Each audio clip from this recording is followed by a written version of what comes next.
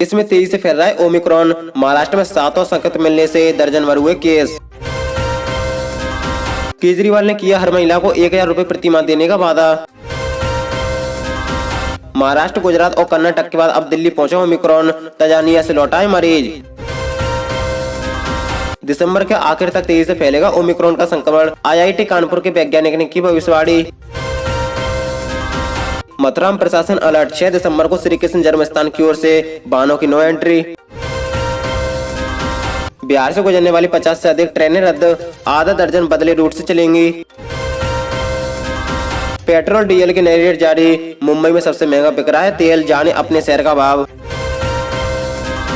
रसोई gas cylinder पर फिर से शुरू हुई सब्सिडी। खाते में आ रहे हैं पैसे, ऐसे चेक करें।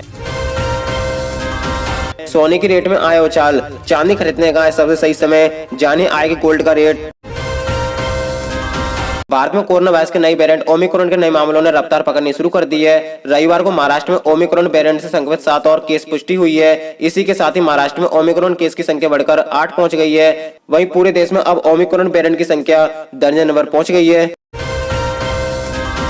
राजधानी दिल्ली में इस पूरे हफ्ते सुबह कोहरा छाया रहेगा। वहीं दिन में आसमान साफ रहने के आसार हैं। मौसम विभाग के मुताबिक अगले हफ्ते भर अधिकतम तापमान 25 डिग्री सेल्सियस और न्यूनतम तापमान 0.9 डिग्री सेल्सियस तक रहने के आसार हैं। 6 और 7 दिसंबर को हवा चलने के बाद ठंड बढ़ने का अनुमान है। इस बीच उमस 90 और 95 तक दर्ज की जाएगी। वहीं वायु गुणवत्ता सूचकांक बेहद खराब स्तर पर 300 से अधिक रहेगा।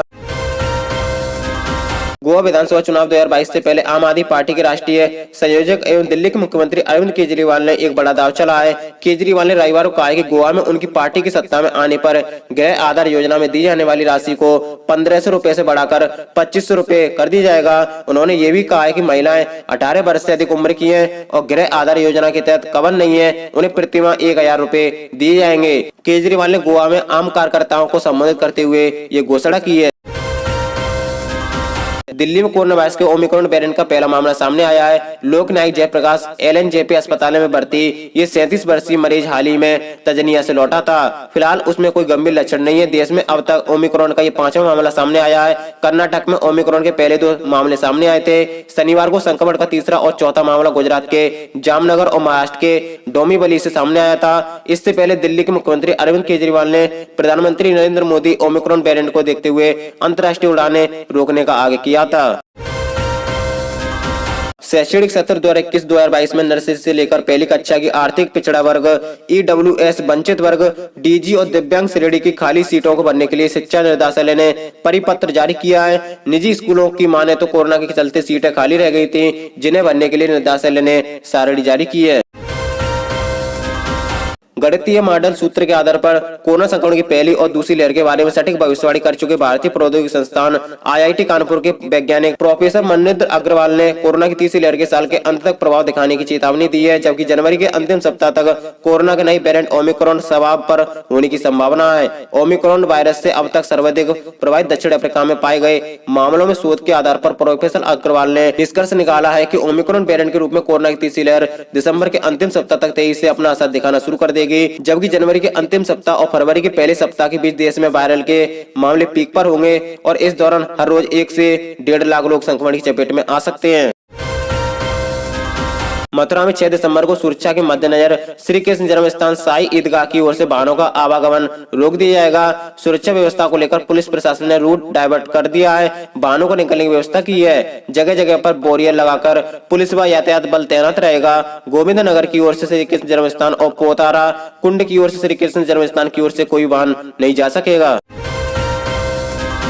यूपी सरकार ने कोरोना वायरस के नए वेरिएंट ओमिक्रॉन के खतरे से निपटने के लिए पूरी तरह से तैयारी होने का दावा करते हुए कहा है कि सभी जिलों में सुरक्षा और सतर्कता पुख्ता इंतजाम किए जा रहे हैं। मुख्यमंत्री कार्यालय द्वारा रविवार को जारी बयान के अनुसार राज्य स्तरीय स्वास्थ्य विशेषज्ञ परामर्श समिति ने कोरोना के नए वेरिएंट ओमिक्रॉन के खतरों से जुड़े विभिन्न पहलुओं को ध्यान में रखते हुए अपनी रिपोर्ट तैयार कर ली है। साथ ही सरकार ने ओमिक्रॉन के संक्रमण को रोकने के लिए एहतियाती तौर पर जिला स्तरीय सुरक्षा एवं सतर्कता के इंतजाम कर लिए। जावा चक्रवात के प्रकोप से यात्रियों को बचाने के लिए रेलवे ने कई ट्रेनों का परिचालन अलग अलग यात्रियों में रद्द कर दिया है। इसमें कटिहार जिले से होकर दक्षिण भारत को जाने वाली 50 से अधिक ट्रेनें शामिल हैं। इससे यात्रियों का आवागमन में परेशानी होती रही। राज्य के सरकारी हाई स्कूल और +2 स्कूलों को इंजीनियरिंग कॉलेज, IIT और पॉलिटेक्निक से जोड़ा जाएगा। वोकेशनल पढ़ाई कर रहे छात्र छात्राओं को आगे की पढ़ाई जारी रखने के लिए ये व्यवस्था की जाएगी। नए शैक्षणिक सत्र से इस व्यवस्था को लागू करने की तैयारी स्कूली शिक्षा और साक्षरता विभाग कर रहा है। मिशन 2022 में जुटा भाजपा हर विधानसभा चुनाव में विजयी संकल्प रैली आयोजित करेगी। इस रैली की शुरुआत देहरादून से होगी और सभी क्षेत्रों में रैली के जरिए चुनाव प्रचार अभियान को दाद दी जाएगी। जल्दी पार्टी की ओर से विजयी संकल्प रैली का कार्यक्रम जारी किया जाएगा। इसके साथ ही भाजपा दिसंबर में 70 विधानसभा क्षेत्रों में रथ यात्रा भी निकालेगी। तेल कंपनियों ने आज सोमवार यानी 6 दिसंबर को पेट्रोल और डीजल की कीमतें जारी कर दी हैं। भारतीय तेल कंपनियों के ताजा अपडेट के अनुसार राष्ट्रीय स्तर पर वाहन ईंधन, पेट्रोल, डीजल कीमतों को फेरबदल नहीं किया गया है। घरेलू बाजार में पेट्रोल, डीजल के दाम स्थिर बने हुए हैं। अगर आप भी LPG यूज करते हैं तो आपके लिए खुशखबरी है। LPG सब्सिडी यानी रसोई गैस सब्सिडी अब ग्राहकों के खाते में आने लगी है। हालांकि पहले भी LPG सब्सिडी आ रही थी, लेकिन कई ग्राहकों के खाते में सब्सिडी नहीं मिलने की शिकायत लगातार मिल रही थी। आपको बता दें कि अब फिर से सब्सिडी शुरू होने के बाद ये शिकायतें बंद हो गई हैं। 6 दिसंबर को उत्तर प्रदेश में सोने की कीमतों में उछाल दर्ज किया गया है। यूपी की राजधानी लखनऊ में आज 22 कैरेट सोने का भाव 46,510 रुपए है, जबकि बीते दिन 46,500 था। वहीं 24 कैरेट सोने का भाव 47,510 रुपए है, जो कल 47,500 था। वही बात करें चांदी कीमत की तो 1 किलो चांदी का रेट आज 61,600 रुपए है। ये कल भी इतना ही था, यानी चांदी के रेट में कोई बदलाव नहीं किया गया है।